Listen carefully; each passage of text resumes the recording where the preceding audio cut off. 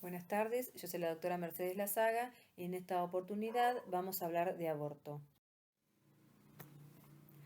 Bien, el aborto entonces se define como la finalización del embarazo antes de la semana 20 o con un feto con un peso inferior a 500 gramos. La pérdida de embarazo en general en el primer trimestre hasta las 12 semanas son pérdidas tempranas y después de las 12 semanas son abortos tardíos, más tardíos. Para la Organización Mundial de la Salud, el aborto puede extenderse hasta la viabilidad fetal, que en algunas circunstancias puede llegar hasta las 23-24 semanas. La clasificación. El aborto se clasifica en espontáneo, cuando la interrupción del embarazo se produce de manera involuntaria, y el aborto provocado, cuando hay una intencionalidad en que se finalice el embarazo. El aborto espontáneo puede ser ocasional o recurrente.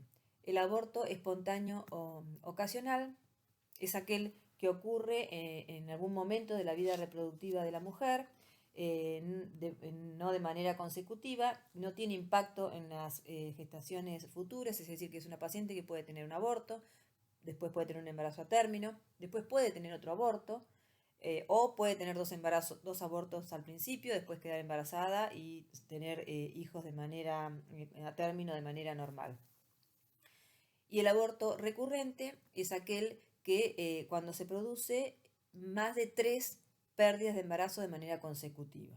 Para algunas sociedades ligadas al estudio de la reproducción, con la pérdida de 2 embarazos de manera consecutiva en aquellas pacientes que están buscando un embarazo, ya está justificado iniciar los estudios para saber en qué instancia se encuentran. El aborto espontáneo es una situación que acontece en el 10 al 15% de los embarazos. Con respecto al aborto provocado, es aquel que se produce de manera voluntaria y tenemos el aborto en los términos de la interrupción legal del embarazo, cuando están situaciones que están contempladas en el Código Penal, y los abortos que se producen de manera ilegal en condiciones de clandestinidad, donde no hay profesionales capacitados para tal fin, o las condiciones de asepsia no son las necesarias, por lo que el riesgo de comorbilidad y mortalidad de las pacientes es muy elevado. El aborto espontáneo, el 80% ocurren antes de las 12 semanas de embarazo. Este aborto espontáneo se vincula generalmente con más del 50% con las causas cromosómicas. En general, como las causas cromosómicas están más asociadas a las que se aumentan con la edad, hay mayor probabilidad de que estos abortos, a mayor edad materna. Con respecto al aborto, hay variables independientes para el riesgo de presentarlo, como son la edad materna y los abortos previos. Con respecto a la edad materna, podemos hablar que a mayor edad materna, menor calidad ovocitaria, la presencia o coexistencia de enfermedades crónicas y la exposición a toxinas ambientales. Y con respecto al antecedente de abortos previos, sabemos que las pacientes que tienen 3 abortos o más abortos previos tienen un 30-40% de sufrir un nuevo aborto. Con respecto a las causas del aborto espontáneo, podemos mencionar causas relacionadas a los gametos, factores inherentes al huevo y factores maternos. Con respecto a factores inherentes al huevo, podemos hablar de alteraciones cromosómicas, como las alteraciones numéricas, monosomías, trisomías, en las que en general se producen, son alteraciones de novo y en general están asociadas a los abortos espontáneos ocasionales. Y factores inherentes a la función del trofoblasto, alteraciones del trofoblasto, donde puede haber un defecto en el desarrollo de los anexos ovulares y puede haber un defecto en la función endocrina del trofoblasto. El trofoblasto, una de las funciones que tiene es la producción de gonadotrofina coriónica humana. Esta actúa sobre el cuerpo lúteo ovárico y lo estimula para la producción de progesterona. Así, el cuerpo lúteo ovárico es el sostén del embarazo hasta que se desarrolle la placenta alrededor de las 14 a 16 semanas. Cuando esto no ocurre y el sostén, la secreción de progesterona es débil, el embarazo puede perderse. Otra entidad inherente al huevo es la presencia del huevo embrionado, que es una entidad que se caracteriza por la presencia de un saco gestacional sin estructuras embrionarias. El diagnóstico se hace mediante ecografía, a través de una ecografía realizada con un intervalo de 7 a 10 días, en la cual uno valora la aparición o no en el saco gestacional de la vesícula vitelina y el embrión. Con respecto a los factores maternos, podemos hablar de infecciones como la sífilis, listeria, toxoplasmosis, brucelosis, enfermedades crónicas como el hipotiroidismo, la diabetes, alteraciones del endometrio, en tanto en su función endocrina, cuando el endometrio se produce en la implantación, ese endometrio está preparado por medio de una fase lútea que proveyó el desarrollo de un endometrio receptivo. Cuando esta fase lútea es inadecuada, el desarrollo endometrial puede ser también inadecuado, lo que hace que la gestación se pierda de forma temprana. Y otras alteraciones que puede padecer el endometrio son alteraciones infecciosas como la... Con respecto a las alteraciones constitucionales, podemos mencionar como causales de aborto espontáneo las alteraciones déficit nutricionales, avitaminosis, anemia, factores ambientales como es la exposición al alcohol cuando la ingesta es diaria, moderada, también así como el tabaco, depende del número de cigarrillos diarios, y la exposición a radiaciones. No así la exposición a ultrasonido u onda corta.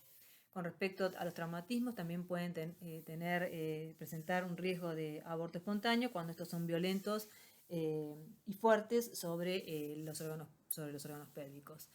Alteraciones de los órganos genitales, y acá nos referimos a las alteraciones que pueden ser de la cavidad endometrial provocadas por formaciones como pueden ser los miomas submucosos o los pólipos endometriales, que pueden alterar el sitio de implantación, y las alteraciones genéticas o congénitas de los órganos genitales, como pueden ser la presencia de un útero septado total o parcial, o la hipoplasia uterina, en la que pueden asociarse al aborto espontáneo. Con respecto a las causas de aborto recurrente, podemos mencionar trastornos genéticos, hormonales, causas infecciosas, anatómicas, tóxicos y ambientales. Dentro de las causas genéticas podemos mencionar las anomalías numéricas y las anomalías estructurales no balanceadas heredadas de los padres. Con respecto a las anomalías numéricas, son la principal causa de aborto espontáneo esporádico, y su ocurrencia es por azar, no está tan asociada al aborto recurrente. Son mutaciones no heredadas de los padres. En general, cuando el aborto se produce de manera muy precoz, la causa en general es genética. Las anomalías estructurales no balanceadas heredadas de los padres es una de las causas asociadas al aborto recurrente. Son anomalías que ocurren en el 2 al 5% de las parejas con aborto recurrente, y dentro de las más frecuentes de estas anomalías están las translocaciones recíprocas balanceadas o las translocaciones robertsonianas.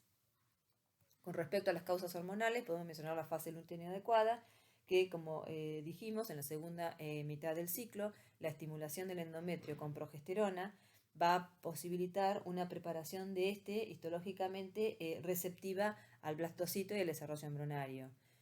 Cuando esto se produce de manera ineficaz o inadecuada, el mantenimiento del cuerpo lúteo no puede secretar progesterona de manera efectiva y no permite el mantenimiento del embarazo. Por lo tanto, ese embarazo se pierde espontáneamente de manera temprana. Con respecto a las causas infecciosas, no es una causa directamente relacionada con el aborto recurrente, porque como ya mencionamos, puede estar asociada al aborto, pero la causa infecciosa en general uno la diagnostica y la trata. Ese tratamiento mejora las condiciones para lograr un embarazo posterior. Con respecto a las causas anatómicas, hay alteraciones anatómicas variables, como podemos mencionar las alteraciones estructurales o anatómicas congénitas, como las anomalías mullerianas, que son múltiples y tienen distinta impacto en la evolución del embarazo. Podemos tener el núcleo arcuato, que puede no afectar el desarrollo del embarazo, mientras que la presencia de un tabique, como está poco vascularizado y si sobre este se implanta el embarazo, puede llevar a la pérdida del mismo. El estudio de esto se hace a través de una un estudio de imágenes y se corrobora con una histeroscopía, permitiendo la resección de ese tabique para mejorar las condiciones anatómicas para un embarazo posterior.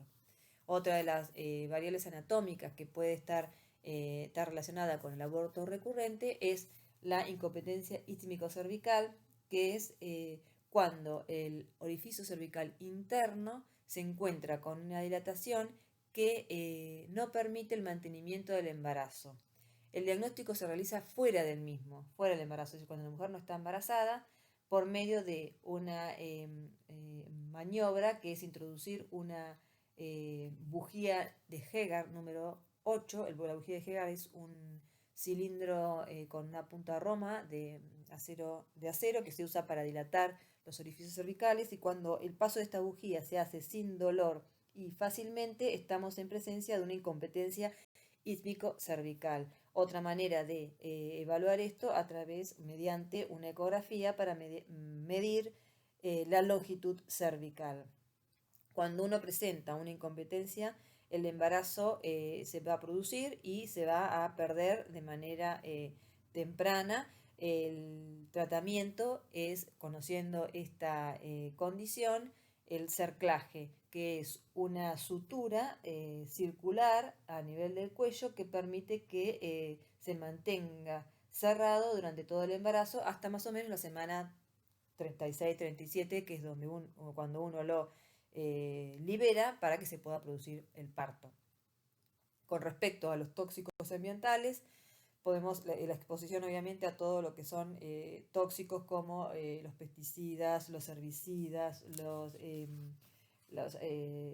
solventes, metales pesados como el mercurio, la exposición obviamente al tabaco, a las drogas, al alcohol, y también podemos contar con el déficit de ácido fólico que está asociado que puede existir como un cofactor asociado a los defectos del cierre del tubo neural.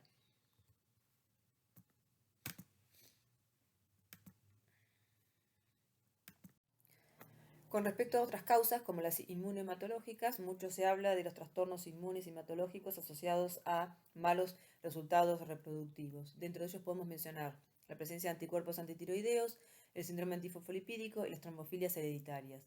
Con respecto a los anticuerpos antitiroideos, no hay una estrecha relación entre la presencia de anticuerpos y aborto recurrente, por lo que actualmente el estudio rutinario de estos anticuerpos no está recomendado en estas pacientes. El síndrome antifosfolipídico, que es la presencia, es un síndrome que se asocia a procesos trombóticos a nivel uteroplacentarios con malos resultados obstétricos. Uno de los criterios para la definición de síndrome antifosfolipídico es la presencia de anticuerpos antifosfolipídicos, como son el anticoagulante lúpico, los anticuerpos anticardiolipinas y la anti-beta-2 glicoproteína. Y los criterios clínicos, como son la historia de trombosis vascular o pobre resultado obstétrico en gestaciones anteriores, como son la presencia de abortos antes de la semana 10, una o más muertes de fetos normales luego de la semana 10 de embarazo, y uno o más partos pretérmino asociados a preeclampsia, eclampsia y a insuficiencia placentaria. Con respecto a las trombofilias hereditarias, estos trastornos de la coagulación también se asocian son procesos que pueden generar trombosis sistémicas y pueden llevar también a malos resultados obstétricos, como son el aborto, la muerte fetal y las complicaciones obstétricas tardías. En general, estas complicaciones no están tan íntimamente asociadas al aborto recurrente, que es temprano, sino más que nada al aborto tardío y a los partos o las complicaciones en embarazos un poco más avanzados. Y dentro de ellos podemos estudiar el factor 5 de Leiden, la protrombina, la mutación de la metilén-hidrofosforeductasa, que está asociado a la hiperhomocisteinemia, el déficit de proteína C, de proteína S y la antitrombina 3. Con respecto a la clínica del aborto, el aborto en su evolución comienza con una serie de etapas que son características y que tienen similitudes, como son el dolor cólico de menor o mayor cuantía, gravedad, y la hemorragia genital. En la primera etapa, la paciente puede presentar una amenaza de aborto, que es cuando la paciente embarazada consulta por una hemorragia genital que suele ser amarronada, que suele ser escasa, asociada a un discreto dolor de tipo cólico, que es provocado por la contractilidad uterina, pero si nosotros revisamos a la paciente, le hacemos el examen genital, vamos a encontrar que el orificio cervical está cerrado. Quiere decir que el embarazo está intrauterino y no se ha perdido. Si hicimos una ecografía, lo que vamos a valorar es el embarazo intrauterino y podemos ver si hubiera algún hematoma retroplacentario. Cuando la situación de amenaza se continúa y este proceso se va a desencadenar porque hay una etiología que va a llevar a que este embarazo se pierda, vamos a pasar a la etapa de aborto inminente. Esa hemorragia que era escasa y amarronada va a aumentar en volumen, va a haber una más es decir, puede estar asociada con coágulos y a dolores cólicos que van en aumento. Con esos dolores cólicos, como son contracciones, van a generar modificaciones a nivel del cuello uterino, modificaciones cervicales, que van a hacer que este esté reblandecido y comenzando a entreabrirse. Esta clínica, si sigue su evolución, va a transformarse en una etapa donde la metrorragia es más intensa, donde hay coágulos, hay un dolor muy intenso, de tipo, las pacientes lo refieren como un calambre, porque el embarazo está en periodo de expulsión. Si nosotros hacemos un examen genital, vamos a evidenciar la permeabilidad de los orificios cervicales, tanto el externo como el interno, y vamos a poder reconocer a través del canal cervical las partes fetales o la protrusión de las membranas ovulares si estuvieran íntegras, y el cuerpo uterino muy contraído. Esta evolución lleva a que ese producto de la concepción se expulse. Esta expulsión puede ser, si nosotros cuando hacemos una ecografía en un aborto en curso, lo que vamos a ver es un embarazo intrauterino que puede estar, en general, puede tener latidos cardíacos positivos, puede tener vitalidad fetal y puede tener asociado algún hematoma. Cuando este periodo de expulsión sigue avanzando, se produce el aborto. Cuando el producto de la concepción se pierde de manera total, es decir, expulsa el embrión o feto y después expulsa los anexos ovulares, el aborto es completo, es decir, cuando la paciente expulsa, el dolor cesa, porque esa contracción que estaba haciendo que el embarazo se expulse disminuye, la pérdida abundante en ese momento periexpulsión va disminuyendo, el útero se contrae también para cohibir la hemorragia, y el cuello se empieza a cerrar, los orificios, y se empieza a cortar. ¿Cómo hacemos el diagnóstico de un aborto completo? Cuando evidenciamos que la pérdida del embrión, del feto y de las membranas restos ovulares, o la paciente refiere esa expulsión, y hacemos un examen genital y está la historia de ese dolor, de esa hemorragia, de esa expulsión, y cuando hacemos el examen el cuello lo vemos que está cerrándose y el otro está muy contraído, con la referencia de que se expulsó algo. Y si hacemos una ecografía vamos a ver un endometrio engrosado pero lineal, ¿sí? Menor en general a 18-15 milímetros. Eso va a decir que esa pérdida fue completa. Este aborto completo en general ocurre en los embarazos tempranos, antes de las 11, 12 semanas.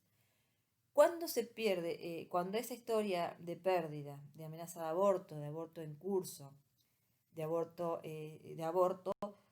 pierde el producto de la concepción, expulsa la placenta, en general, como no hay un plano de clivaje claro a esta altura del embarazo, estamos hablando del aborto que puede ocurrir antes de las 12 semanas o después de las 12 semanas, o sea, en el segundo trimestre, el plano de clivaje placentario no es como el plano de clivaje de un embarazo de término o un embarazo más allá en el tercer trimestre. Entonces, Si bien se produce la pérdida del feto y de la placenta, quedan restos ovulares. Entonces, el cuadro clínico es un aborto incompleto. Y si nosotros evaluamos a la paciente, vamos a encontrar la pérdida, el calambre, la expulsión, y los orificios permanecen permeables, es decir, el orificio cervical externo e interno están permeables, pueden tocarse restos a través del orificio cervical, el útero está contraído, pero está en un tamaño por encima del pubis, es decir, no es un útero aumentado de tamaño, o sea, quiere decir que el embarazo era de una edad gestacional mayor al primer trimestre. Y si hacemos una ecografía, vamos a ver la presencia de un endometrio engrosado, con restos en la cavidad, o sea, unas líneas puntos hiperrefringentes, que nos van a llevar al diagnóstico de aborto incompleto y la necesidad de hacer un tratamiento que es la evacuación uterina. Y después tenemos el huevo muerto y retenido, que ya hablamos al principio, que era la presencia, o sea, la detención de la evolución normal de un embarazo intrauterino, es decir, el embarazo se detiene, pero persiste adentro de la cavidad.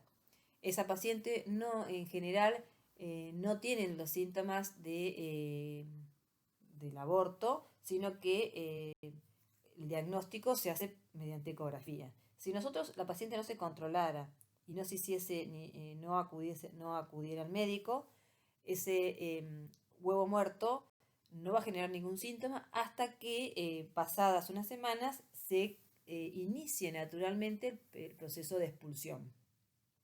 ¿Qué pasa?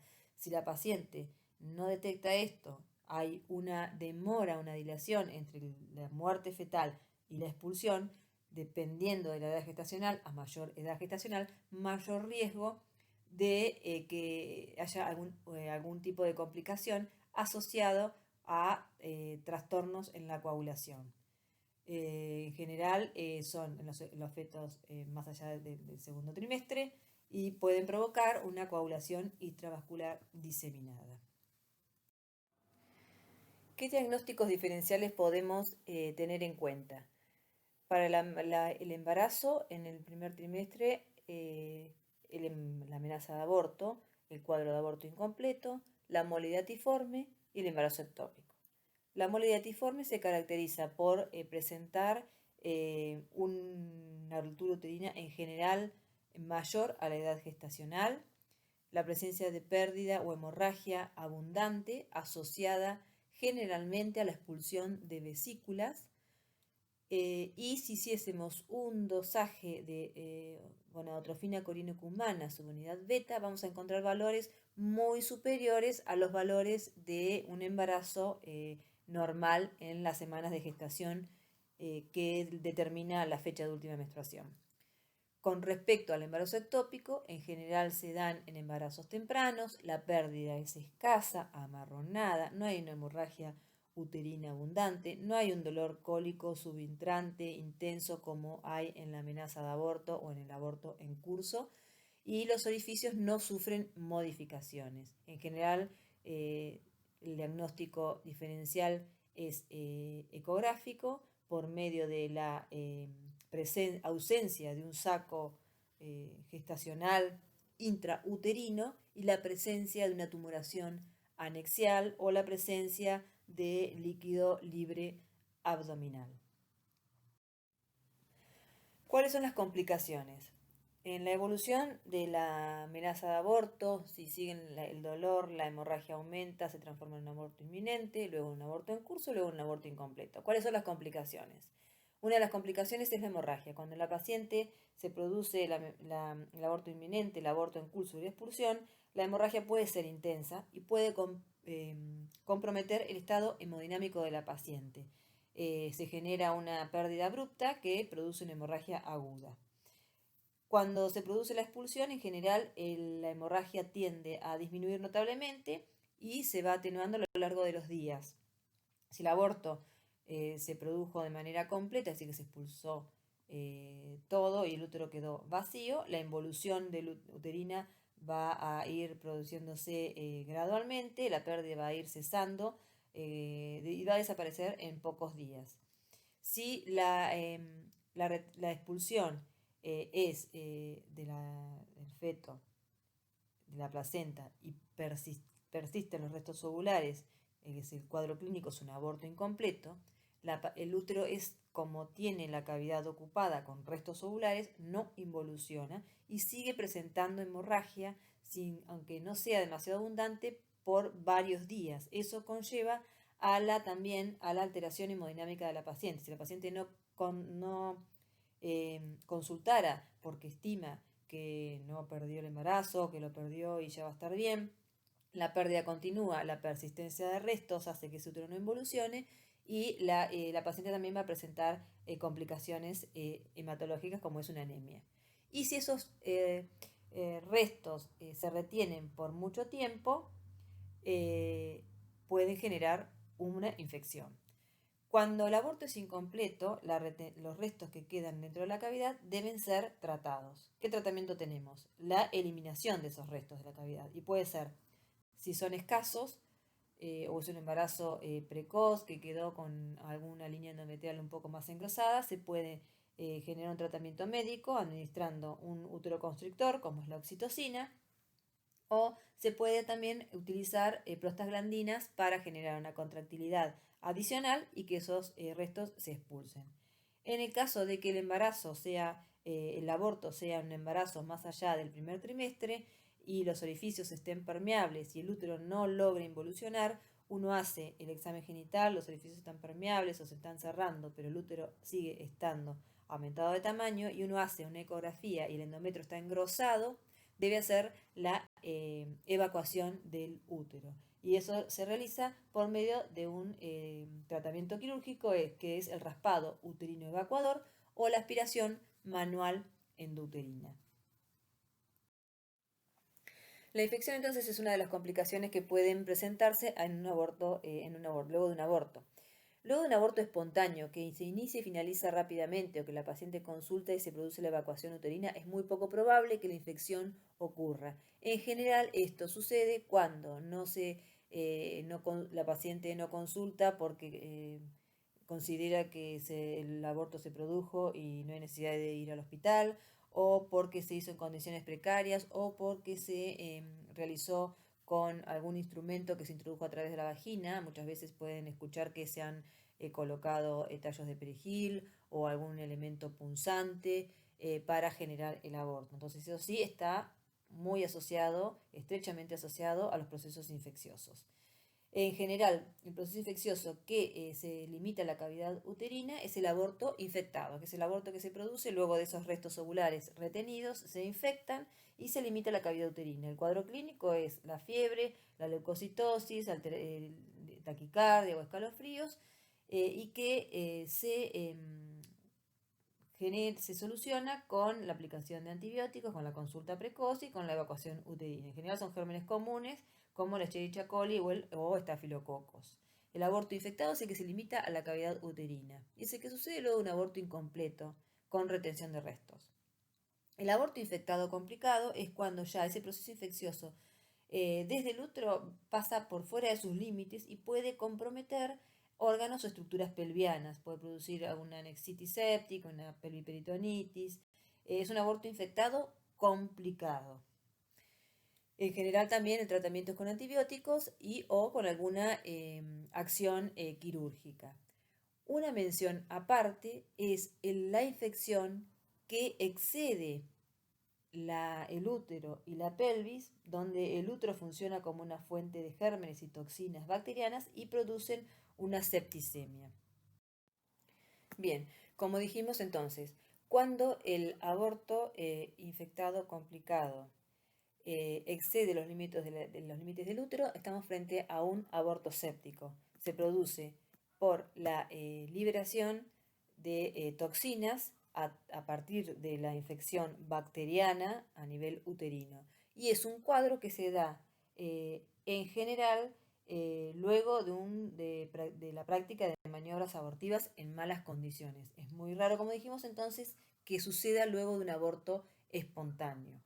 Los gérmenes involucrados pueden ser los gérmenes gram negativos, gram positivos, pero siempre en este aborto séptico está el compromiso con gérmenes anaerobios como es el Clostridium perfringens.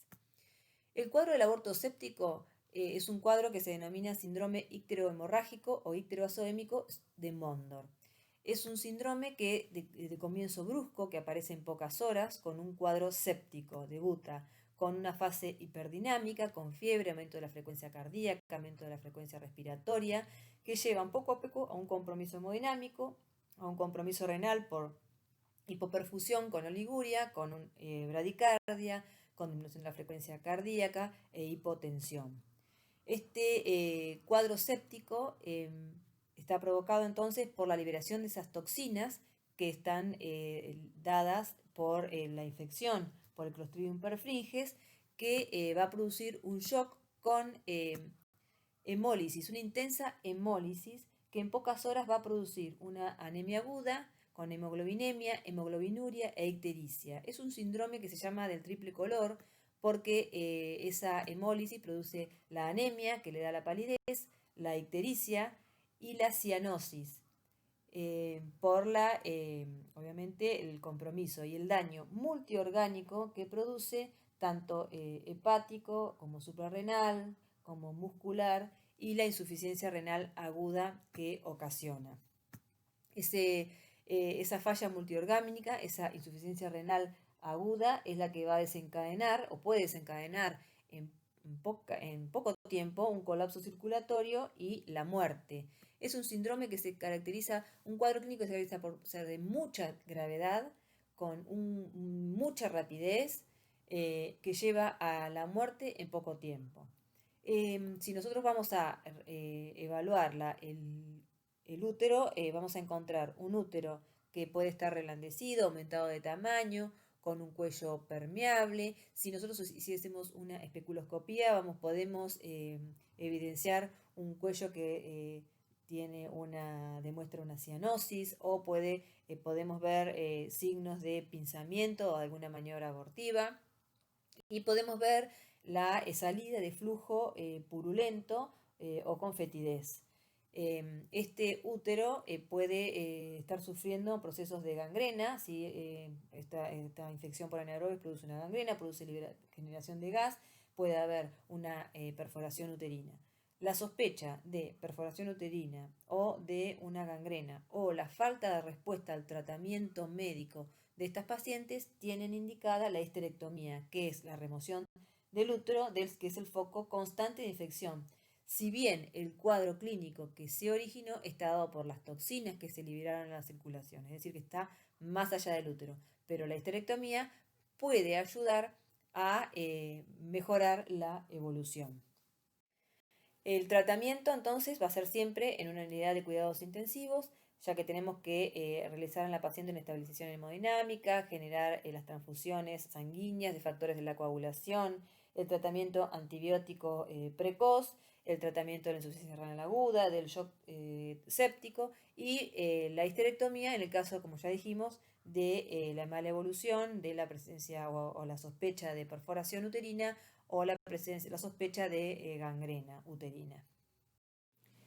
Bueno, con respecto al tratamiento del aborto espontáneo, tenemos objetivos, que es mejorar el estado general, es decir, mejorar la hemorragia, el dolor, mejorar su estado hemodinámico, si hay la necesidad de transfundir o dar un tratamiento con hierro, eliminar los posibles restos ovulares, es decir, evaluar si hay persistencia de restos y realizar el tratamiento evacuador, evitar las complicaciones para un embarazo futuro, asesorar para embarazo futuro, es decir, este es un cuadro que genera una alteración psicoemocional en algunas pacientes que desean un embarazo, entonces la presencia de un aborto espontáneo puede generar la angustia, la incertidumbre o la duda de no poder llevar a cabo un embarazo futuro. Entonces lo que nosotros vamos a hacer es asesorar sobre las probables causas, tranquilizar a la paciente. En general los abortos espontáneos son ocasionales, es decir, que pueden lograrse un embarazo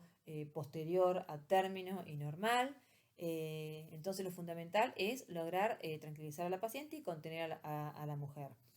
También debemos asesorar sobre anticoncepción, porque hay mujeres que luego de un aborto espontáneo no quieren volver a quedar embarazadas o en un embarazo no había sido buscado, y entonces el asesoramiento sobre la anticoncepción no debe fallar. La paciente debe salir del hospital con su anticoncepción. Con respecto a la eliminación de los restos ovulares, la paciente, si tiene la persistencia de restos ovulares evidenciados por el examen físico o por un estudio ecográfico, lo que se hace es la evacuación uterina. Y esta puede ser de dos maneras: a través de un raspado uterino evacuador o de una aspiración manual endouterina. El raspado uterino evacuador es el que se realiza en quirófano bajo anestesia, puede ser anestesia general o anestesia regional, y se hace con unas curetas, se llaman curetas de Sims, que lo que hacen es raspar la cavidad endometrial. Esta maniobra puede tener, si uno la realiza de manera muy enérgica, o puede dañar la capa regenerativa del endometrio. Entonces lo que se va a producir es una adherencia anormal o patológica de la cavidad, lo que va a llevar a la presentación de sinequias como secuela, que es el síndrome de Asherman, es cuando la cavidad, en algún lado de su cavidad, se produce la adherencia patológica de ese endometrio, porque fue abrasionada la capa regenerativa. Por lo tanto, es un método que, si uno puede evitarlo, es mejor. Para ello tenemos como reemplazo, que es mucho mejor, menos abrasivo, menos dolor, menos posibilidad de dañar el endometrio, que es la aspiración manual endouterina, que es la aspiración por succión, por vacío de los restos.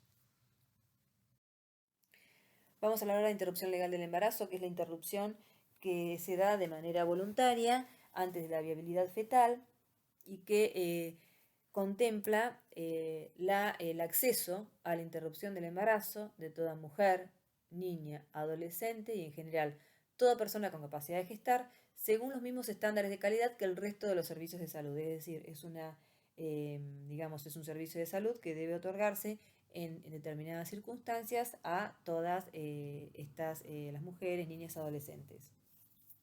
Esta interrupción legal del embarazo está contemplada en el artículo 86 del Código Penal, y se puede realizar cuando el embarazo representa un peligro para la vida de la persona gestante, es decir, cuando el embarazo pone en riesgo la vida de la mujer. Este caso es el aborto, se llama el aborto terapéutico, que cuando el riesgo no puede ser evitado por otros medios, por ejemplo, ante la presencia de enfermedades crónicas que el embarazo pudiera provocar la muerte, por ejemplo, una insuficiencia cardíaca grave, una insuficiencia renal crónica, enfermedades oncológicas, enfermedades degenerativas, que hacen que esté contemplada la interrupción del embarazo. Cuando el embarazo represente un peligro para la salud de la persona gestante, es decir, el hecho de que se conozca la posibilidad de riesgo, de daño de la salud, contempla la posibilidad de interrumpir el embarazo, teniendo como concepto de salud el completo estado de bienestar biopsicosocial. Y cuando el embarazo proviene de una violación, se trate o no de una persona con discapacidad intelectual o psicosocial. La causal violación incluye entonces la violación a lo atentado a cualquier mujer, está contemplado en el Código Penal. Es una causal que nunca se exige la presentación de una denuncia policial o judicial, es decir, que la mujer no debe realizar la denuncia para poder solicitar la interrupción legal del embarazo. Solo basta una declaración jurada de que el embarazo es producto de una violación, es decir, ella firma una declaración de que es producto de una violación. En menores de 13 años esta declaración no es necesaria, porque se supone que ya por la edad de la niña acontece en un cuadro de violación. Para la protección de la niña o adolescente debe realizarse la comunicación de la situación de abuso o violación a los organismos de protección de derechos de cada jurisdicción.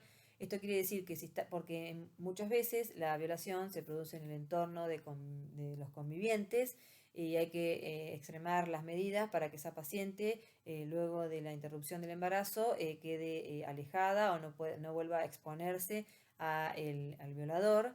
Es decir, para que se intervengan los mecanismos estatales para preservar la salud de esa menor.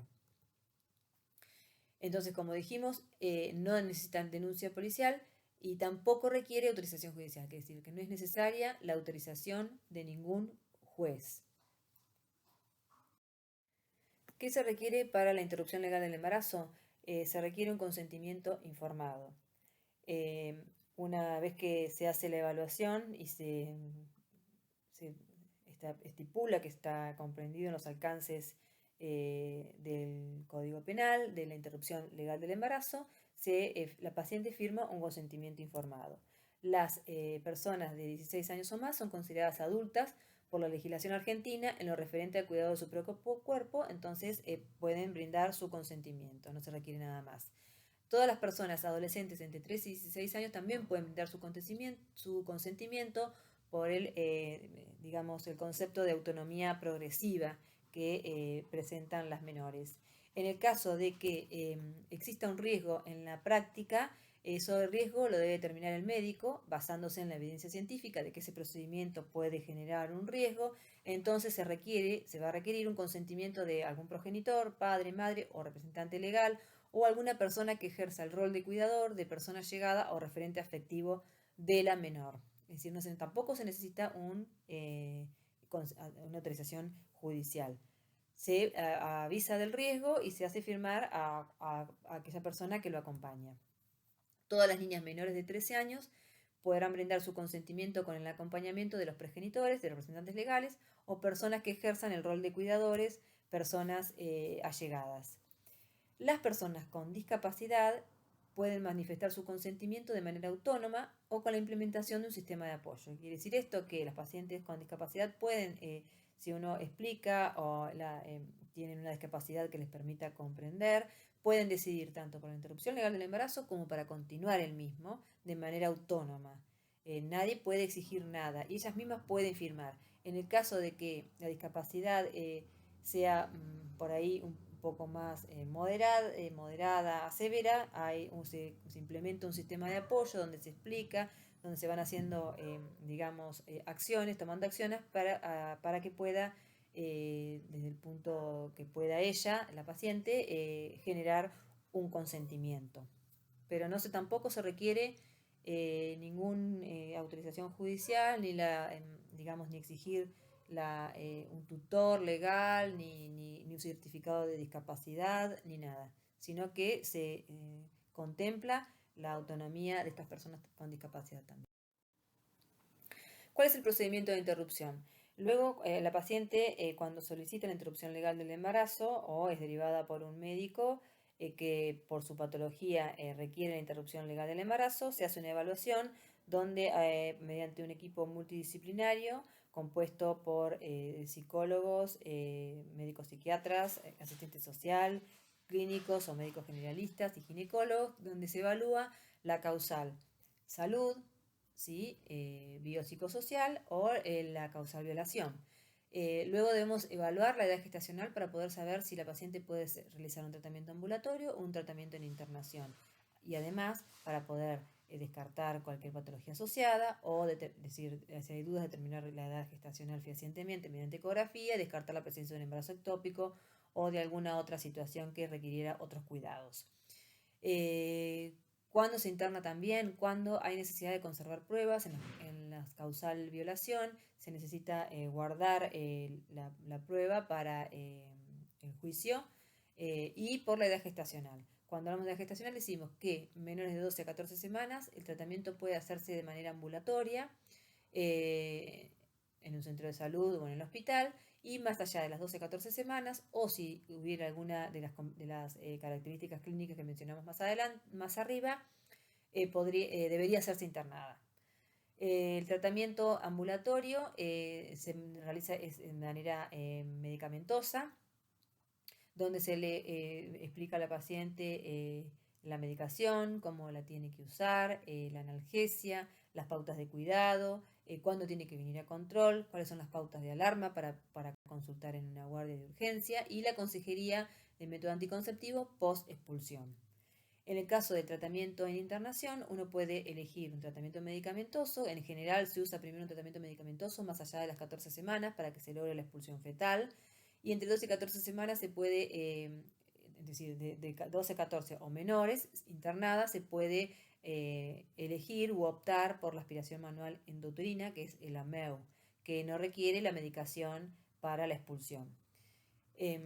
Lo mismo que en el tratamiento ambulatorio, se le da la analgesia, la medicación y las pautas de cuidado, y después el método anticonceptivo se provee antes del alta o se cita en el control para indicarle o para ya colocarle un DIU o lo que se haya elegido como método anticonceptivo. El tratamiento medicamentoso ambulatorio o para internación para lograr la expulsión es que se realiza con misoprostol. El misoprostol es un análogo de la prostaglandina E1 que tiene acción sobre varios tejidos, incluyendo la mucosa gástrica y el músculo liso del útero y del cérvix. Entonces lo que hace es, a través de las contracciones del músculo liso del útero, estimula la maduración cervical y aumenta el tono uterino.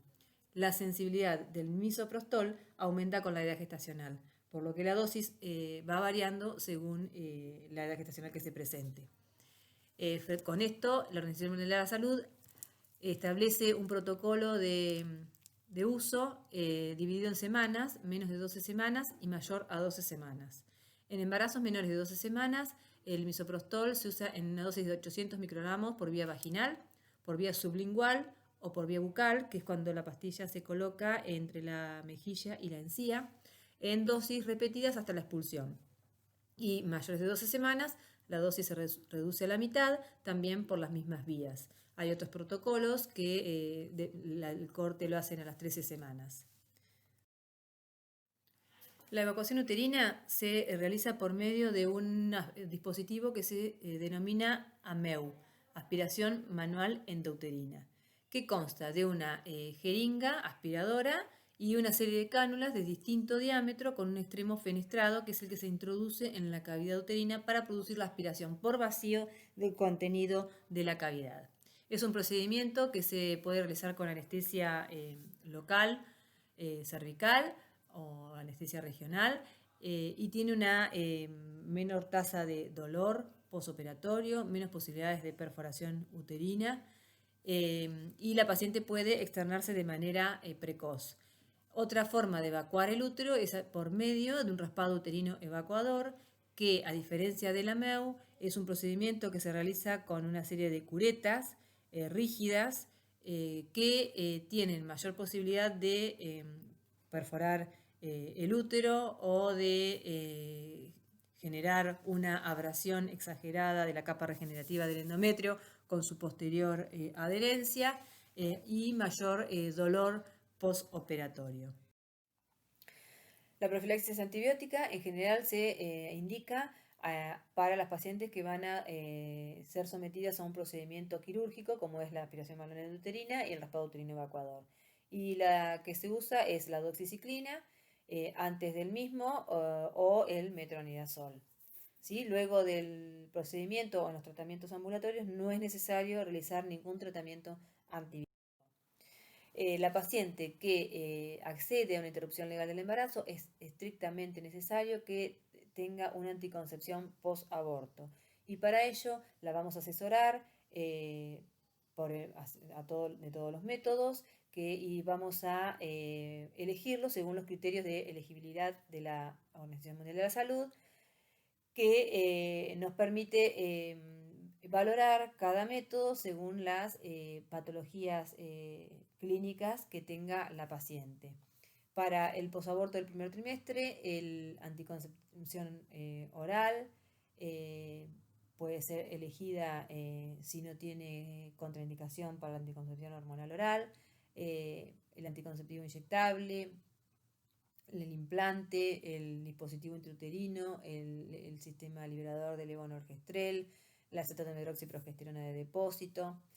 Para el segundo trimestre también los mismos, y por ahí el DIU puede valorarse en si no pudiera recibir o no hay una buena adherencia a los otros métodos, porque el aborto en el segundo trimestre presenta un útero con una cavidad uterina más grande, que hace que la inserción del DIU posaborto pueda generar mayor tasa de expulsión. Inmediatamente después del aborto séptico se puede elegir cualquier método, menos la colocación de un DIU, porque en un útero que hubo una infección hay que dejar pasar que la paciente pueda evolucionar favorablemente de esa infección y que el útero vuelva a su tamaño normal, porque la colocación del DIU en estas condiciones aumenta el riesgo de perforaciones, de infección, de EPI, etcétera. Bueno, así hemos terminado.